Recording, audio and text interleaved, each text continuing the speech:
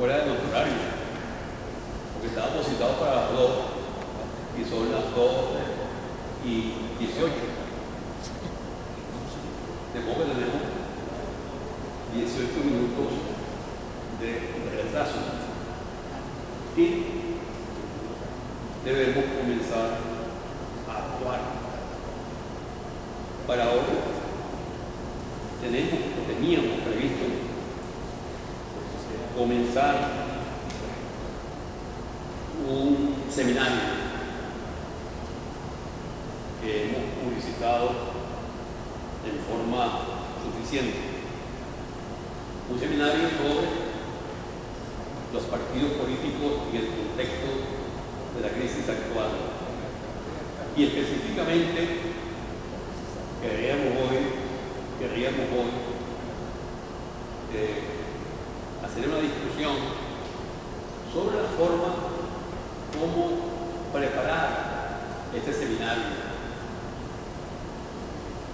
Eso era lo que nos proponíamos o nos proponemos en el día de hoy. ¿Cómo preparar el seminario sobre historia de los partidos políticos en Venezuela? Y lo primero es explicar el porqué de la convocatoria, el por qué se hace la convocatoria y el por qué decimos que queremos hacer una discusión preparatoria para la elaboración de un programa sobre esa temática. Esta temática, este tema, lo consideramos hoy importante y este es el por qué convocamos. Lo consideramos importante porque alude a algo muy específico que no podemos soslayar. Alude concretamente a lo que llamaríamos la forma de organizar una sociedad para luchas políticas. Y cuando decimos una sociedad, tenemos necesidad de hacer una precisión. ¿A qué sociedad o a qué parte de la sociedad nos estamos refiriendo? Hay una parte de la sociedad que es la que detenta los poderes, la que históricamente ha detentado los poderes, que sabe cómo tiene que organizarse para continuar manteniendo sus poderes y privilegios.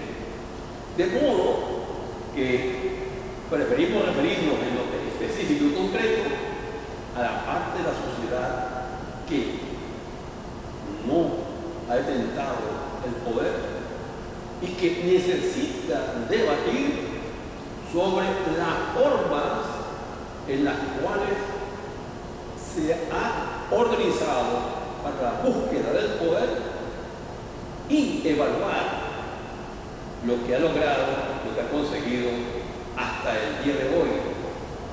Y con base a esa evaluación, proceder en la medida de lo posible y necesario a conformar, a proponer y a materializar otra forma de organización. En este sentido, y para decirlo en un ejemplo que es fácilmente captable, cuando pensamos en cualquier momento de la historia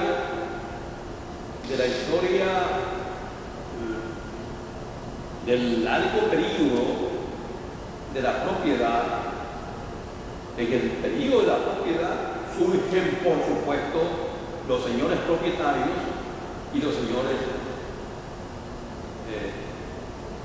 sin ningún tipo de propiedad, completamente desheredados. Es decir, surge lo que llamaríamos ese colectivo sin poder económico, político o social.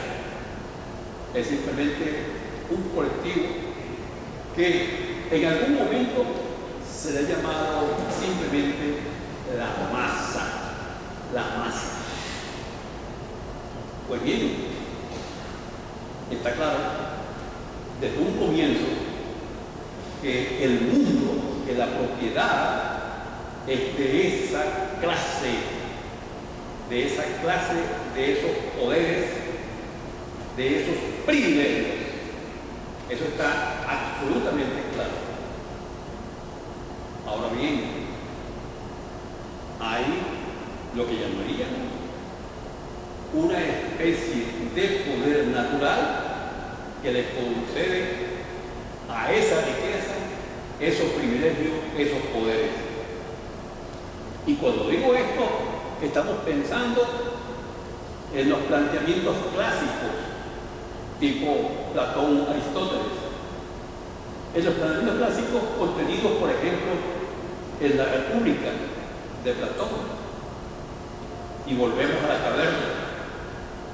Volvemos a la caverna de la cual solo pueden salir aquellos que tienen la capacidad necesaria para buscar la luz, conseguir la luz, conseguir el sol, conseguir las verdades, es decir, conseguir la posibilidad de la reflexión. Y esos son los filósofos, esos son los agraciados.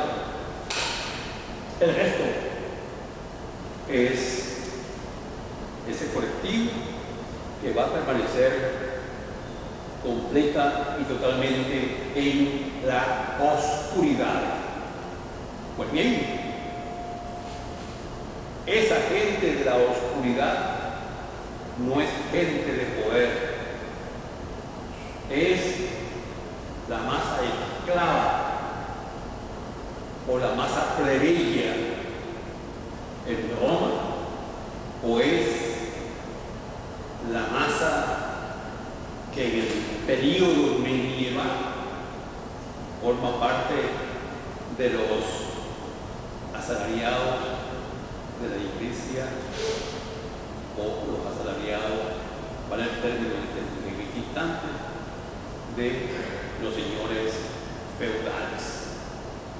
Es decir, el siervo no tiene luz, tiene oscuridad, tiene una completa oscuridad, y esa oscuridad de Platón se lleva o sirve para ilustrar que a lo largo del período se mantiene la oscuridad en esas grandes mayorías que no tienen privilegio, que no tienen pensamiento, que no tienen filosofía. Pues bien, esta contraposición entre oscuridad y claridad, tomada del planteamiento platónico, que expresa también, por supuesto, Aristóteles, en aquello de que unos hombres nacen para filosofar, para ver la luz o para gobernar, y otros nacen para ser sirvientes.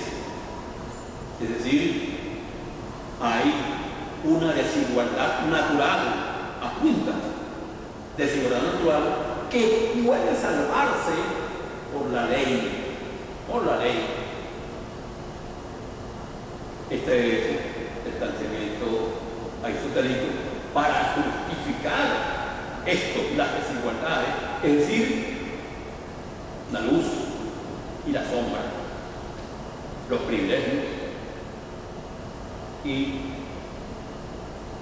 lo contrario, es decir, el bien, la luz, la filosofía, el pensamiento y el mal, la oscuridad y la oscuridad. Esta oscuridad, digo, pasa de esclava a sierva y llega en ese periodo de transición, por cierto, una verdadera transición, la que se va a producir entre ese periodo, largo periodo medieval, o así llamado, que comienza con la caída del Imperio Romano en el siglo III. El Imperio Romano tiene un proceso del siglo III al siglo V en su decadencia, y ese periodo que va desde Bizancio, desde el Imperio Bizantino, hasta el Renacimiento del siglo XV, esos 10 siglos son esa transición, ese periodo que va entre Edad Media y Renacimiento. Un autor argentino, José Pedro Romero, ha dicho que la transición comenzó exactamente, o aproximadamente, en el siglo XII. Y del siglo XII al siglo XV es cuando se comienzan a establecer las estructuras burguesas, es el desarrollo de los purgos, y estos purgos están llenos de luz, por supuesto, llenos de luz, y van a significar una nueva experiencia, porque ahora en el siglo XV y por primera vez va a haber un planteamiento político en lo teórico y en lo práctico. Es decir, esta obra Maquiavelo, cuya trascendencia es bien conocida y bien difundida. Es decir, el planteamiento religioso que había servido de base y fundamento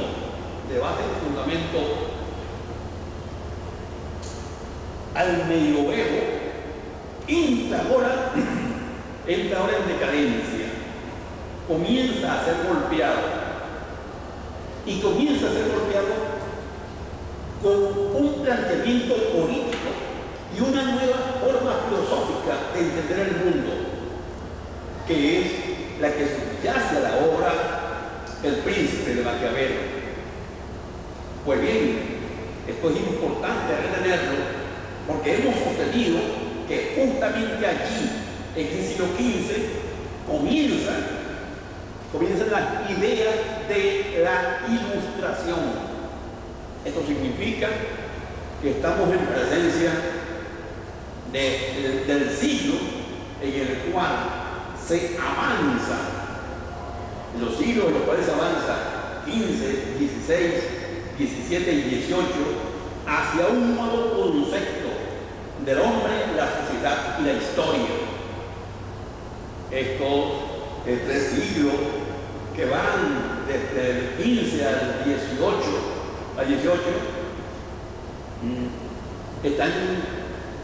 están cubiertos por el llamado pensamiento enciclopédico, que ustedes conocen.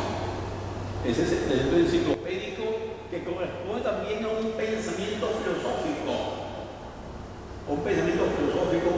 que va gestando las nuevas concepciones que comienzan a dejar atrás el viejo pensamiento mágico religioso que ha gobernado 10 siglos del medioevo y que estuvo encabezado, que estuvo dirigido fundamentalmente por la Iglesia. Ahora comienza a haber un pensamiento independiente de la Iglesia y se dan el comienzo de una apertura pensamental que toca el campo filosófico y el campo político. Esto hace posible que el nuevo pensamiento esté emparentado fundamentalmente con el desarrollo de una clase en ciernes, en formación. La formación creciente se llama la clase burguesa. La burguesía está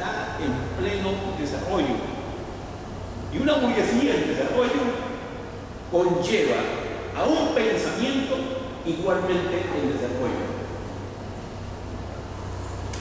Pensamiento, clase, acción, es lo que se va a producir para presentar un cuadro del cual la nueva clase burguesa se enfrenta a la vieja oligarquía, es decir, al antiguo o viejo régimen. Es decir, las viejas estructuras feudales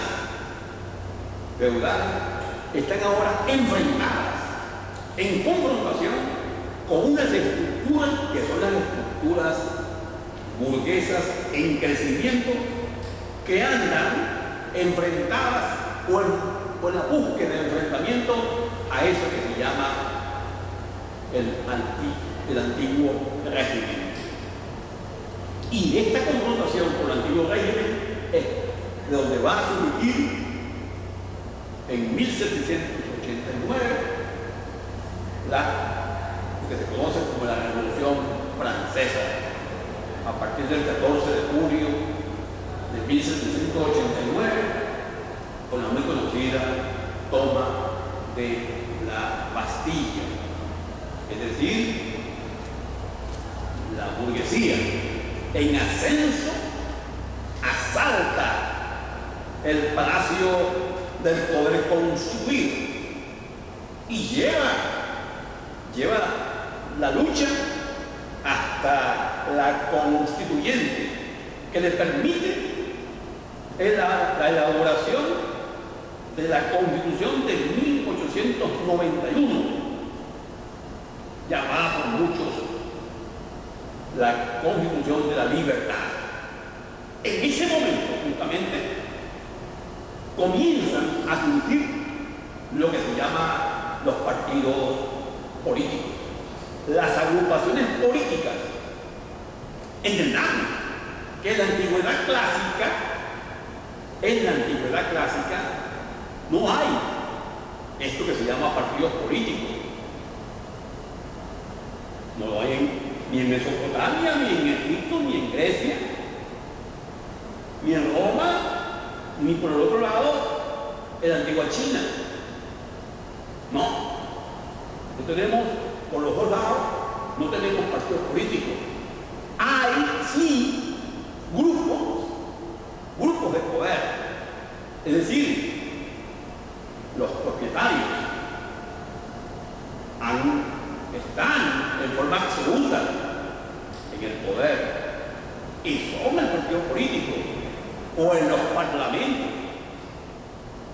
griego o romano están las fracciones, es decir, en el caso griego tenemos específicamente que es la escuela de democracia participativa.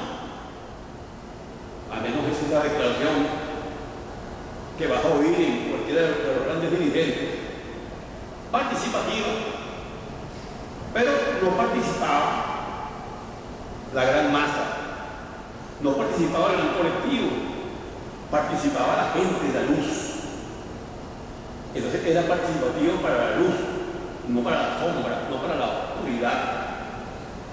En consecuencia, lo participativo llegaba hasta lo declarativo, más nada que esto. En Roma vamos a conseguir exactamente lo mismo. La democracia es para la gente del poder, pero no era para los plebeyos. La democracia es patricia, para los patricios, no para los plebeyos. Y, por supuesto, en el esquema francés, la participación es para la gente de la luz, que es la burguesía naciente, que se entiende que en ese momento es una clase para Marx, revolucionaria. ¿Y qué revolucionaria apunta Marx? Porque se enfrenta a la clase reaccionaria, agotada, en medio de sus contradicciones, que es la clase feudal. Esto, en el día de hoy, tiene que ser revisado en el contexto de qué es realmente una clase revolucionaria, o si quieren ir más allá, qué es exactamente lo revolucionario en una sociedad, y para un análisis. Hasta ahora hemos jugado con este y con muchos términos más, con esta y con muchas otras categorías. Creo que ya va siendo tiempo de que nos hagamos algunas preguntas concretas sobre cosas tantas veces dichas y tan pocas veces asimiladas. Pues bien, a partir de Francia comienza a establecerse lo que llamaríamos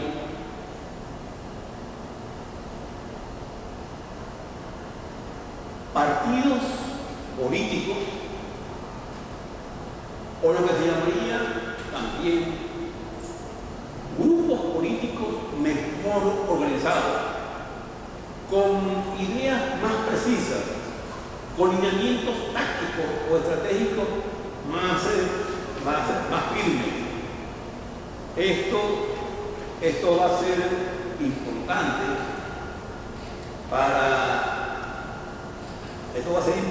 en todo caso para entender lo que viene luego. Lo que viene luego en este proceso que va desde el siglo XVIII hasta el siglo XIX es un tránsito que va a pasar por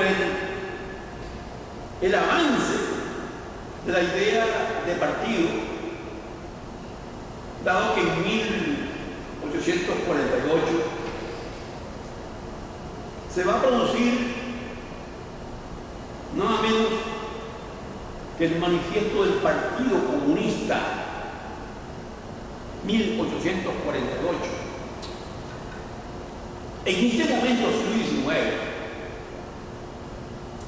ya hay partido como tal.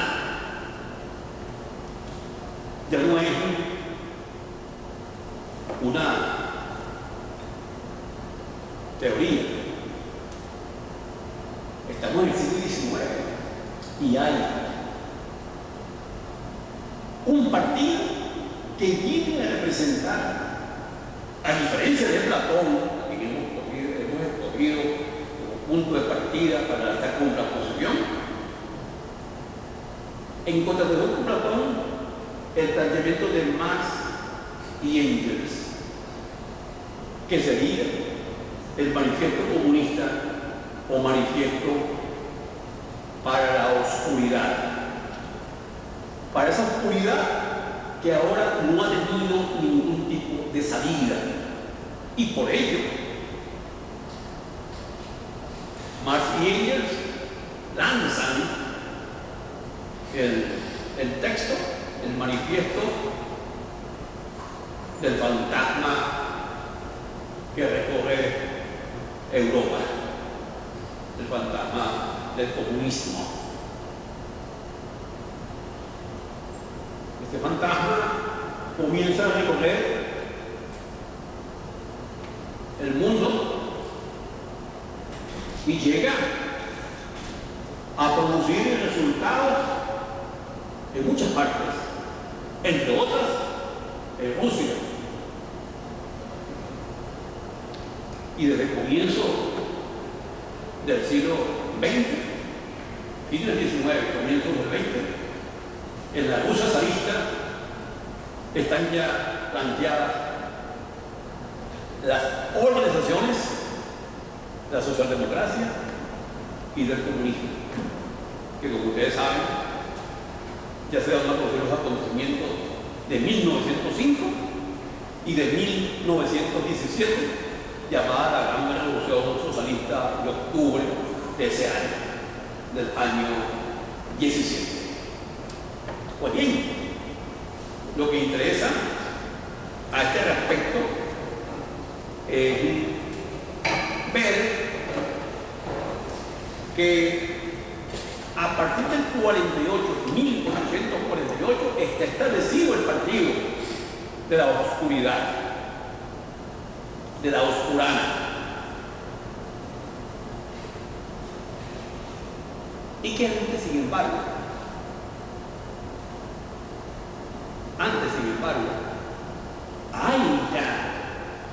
hay ya avances en el campo político.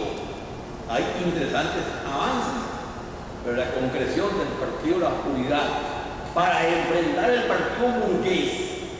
No olviden que en Francia se consolida el poder político burgués, y que es la revolución de y para la burguesía, y que el poder es de la burguesía, pero que allí ya hay los dos sectores.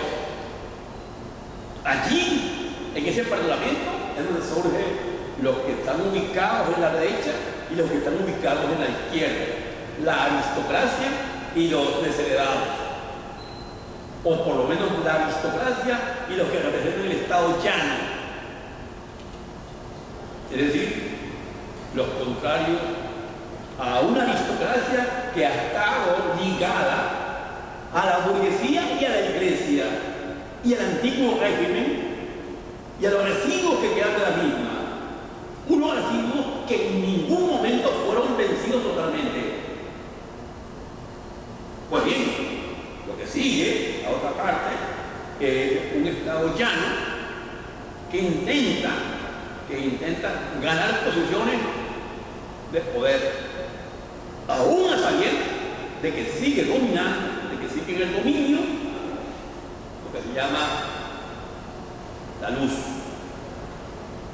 La luz, ahora representada por la burguesía. Una luz que se va a ver, o hay que ver con mucho cuidado, allí, a la altura del 1917. Y ese será otro punto de discusión. Comienza en el 17, o comienza en la Comuna de París, o comienza ahora en Rusia, la luz, una nueva luz para alumbrar la oscuridad señalada por Platón.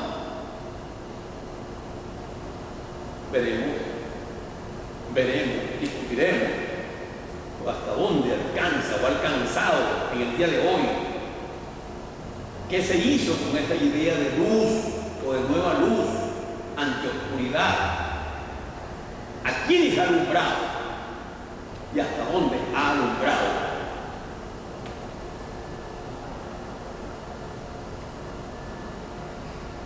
La última parte tiene que ver con esto, que es tomar este esquema para aplicarlo aquí. A esto se llama América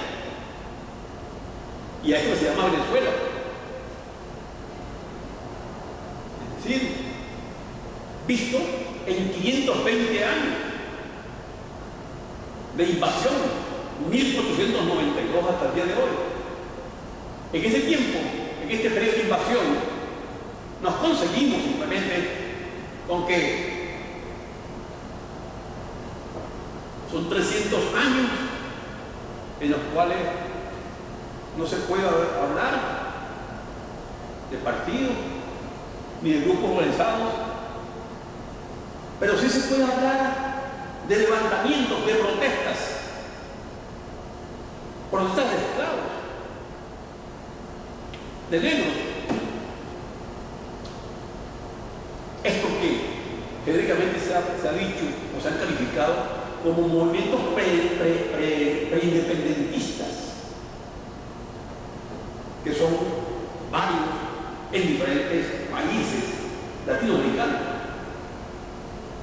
que aquí tenemos los conocidos. Estos movimientos llamados preindependentistas son, por supuesto, estos que son previos a los acontecimientos de 1810 y 11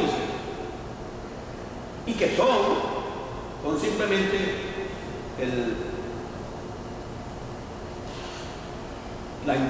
los que van a dar la luz de la independencia, la luz de la independencia. En esa independencia, en ese periodo independentista, si ya podemos decir que el grupo de Nero Miguel o de Aldersote eran grupos que tenían alguna intención de poder, a lo mejor en forma muy embrionaria. Ahora en el 10 hay gente con formación política y con posición de clase. Están los Bolívar o están los Miranda, nada más que para tomar dos posiciones. Uno, el hombre de cuna adinerada, Bolívar. Y Bolívar, desde entonces, tiene idea de grupo y de privilegios. De privilegio que significa visión de poder, visión de mando poder, visión de poder militar.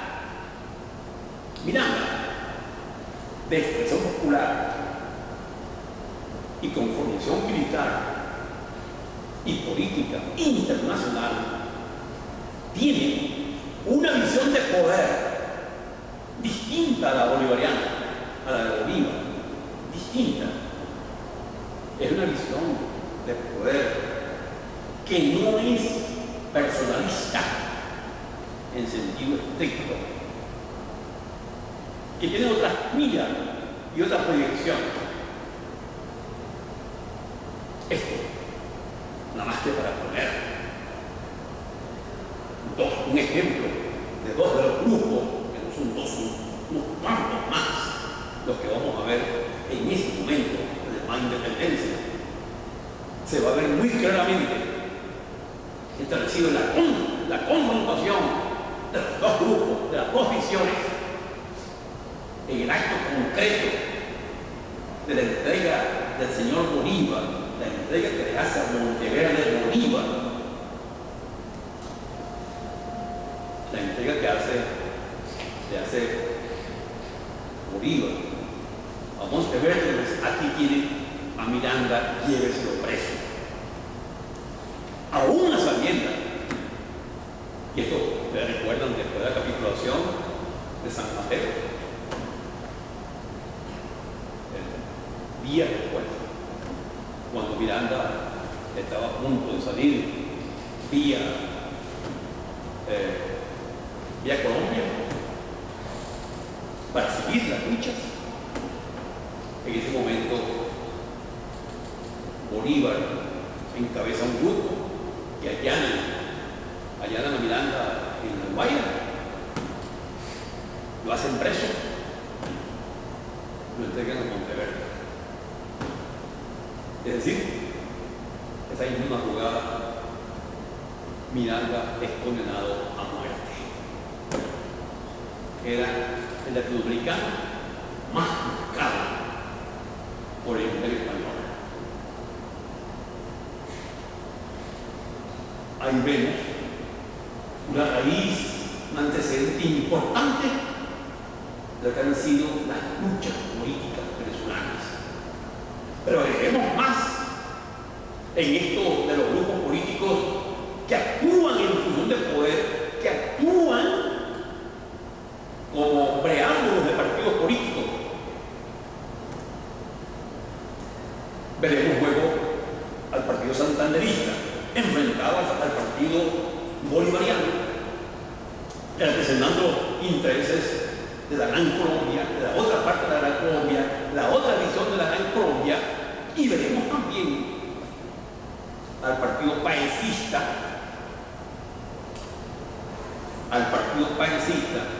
representando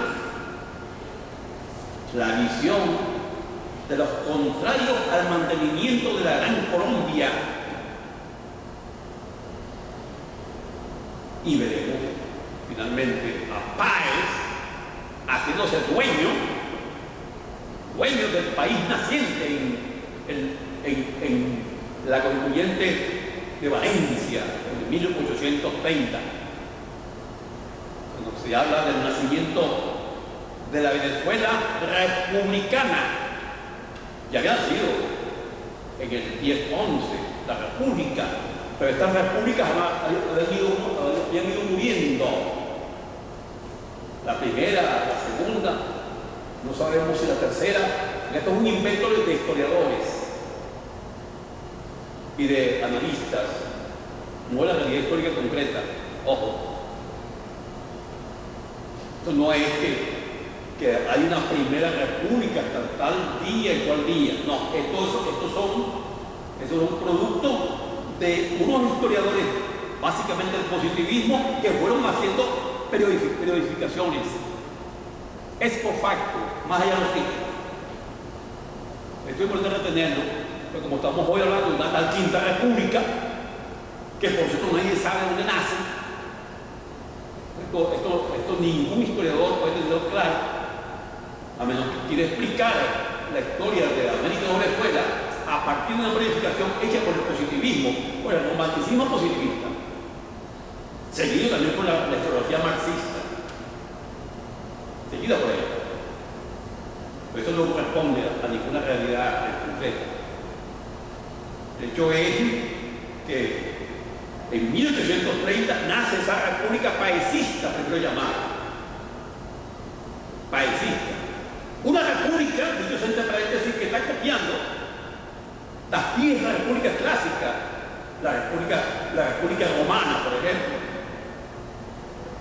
La república romana. Y aquí no hay nada de cosa pública, que es lo que significa república. No hay nada de cosa pública, porque ni entonces ni hoy tenemos cosa pública. Lo que tenemos es cosa para la claridad, es decir, para los privilegios, no otra cosa.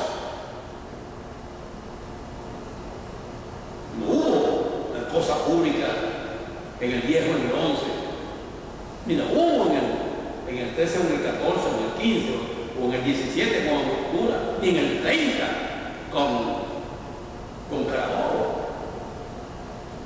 Y Páez impulsa el periodo de gobierno de su partido, el llamado Partido Conservador, para estar acorde con los viejos lineamientos ingleses o franceses o españoles del conservatismo y el status quo. Era asumir el status quo, la cosa establecida, y es el conservatismo. Y ese periodo del partido de Páez, del partido conservador de Páez, va a imperar desde el 30 al 48, con los interregnos, es el partido de Páez.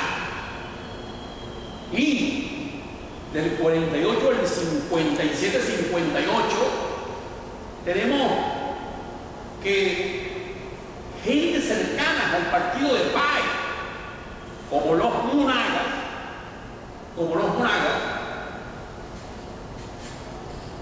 Monagas, que llega a la presidencia con el apoyo de Páez, hace giros importantes para convertirse en contrario en cuanto a planteamiento político, y él asume las llamadas banderas liberales.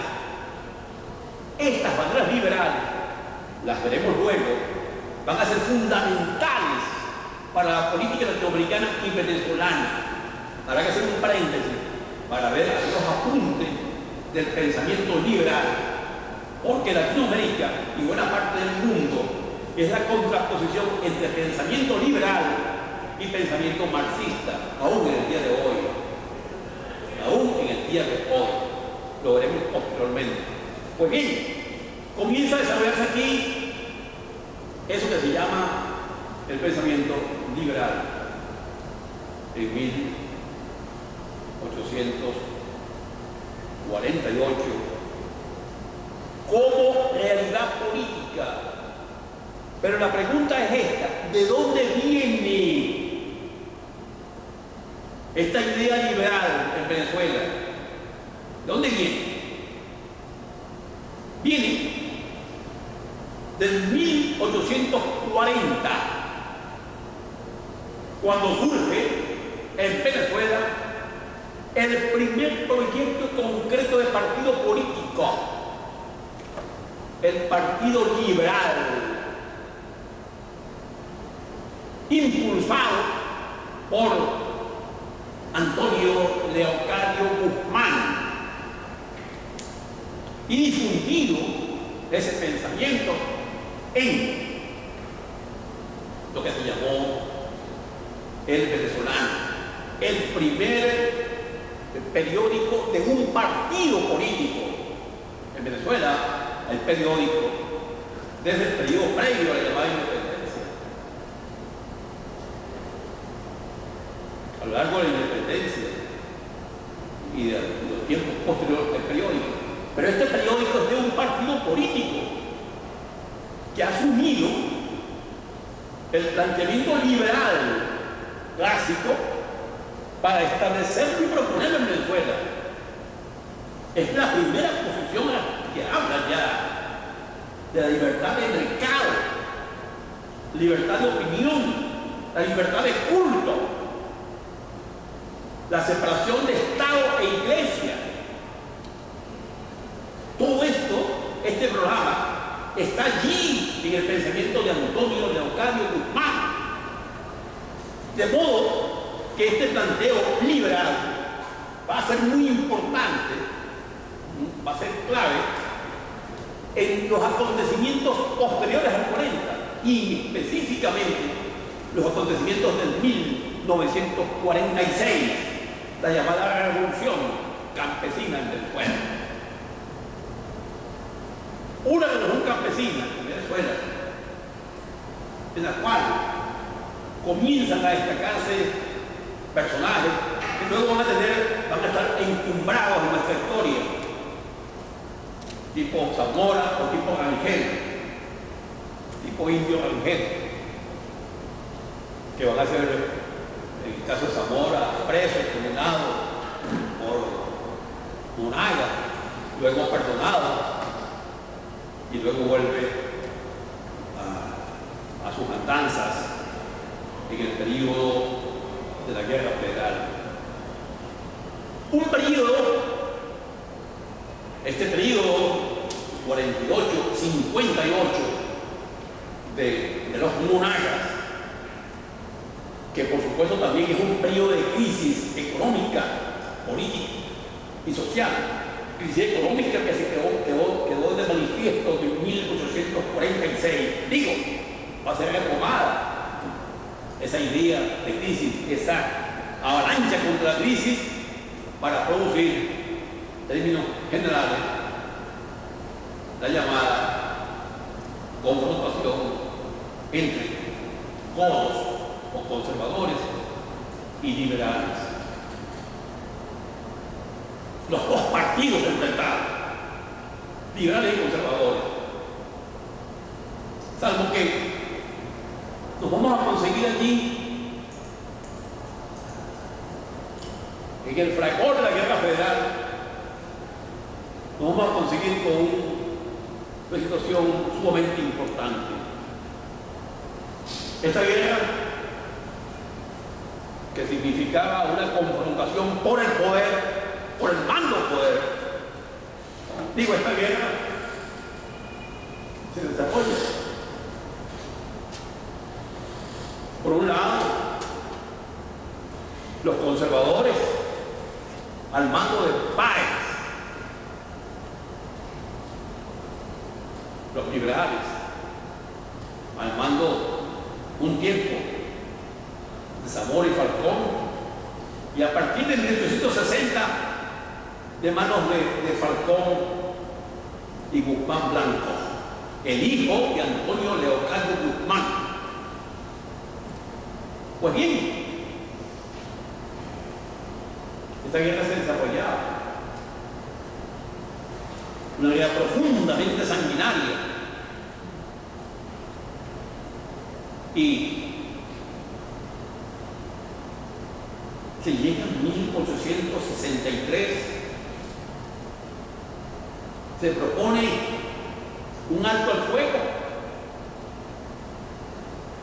que signifique vamos a un pacto, acuerdo, negociación. Los conservadores de Páez aceptan y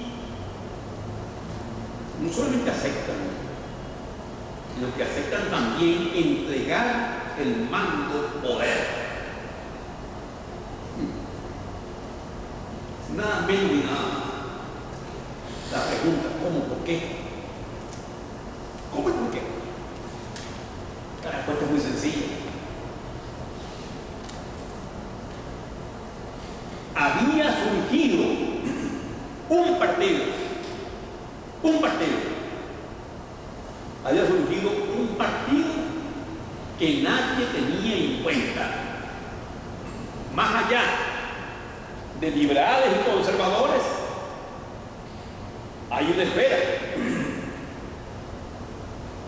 que no estaba computarizada, diríamos hoy. Un grueso sector popular. Ese grueso sector popular no estaba con una fuerza ni con otra, era contraria a ambas. Eran las fuerzas populares antiliberales y anticonservatismo. Y esas fuerzas populares avanzaban con una gran carga de violencia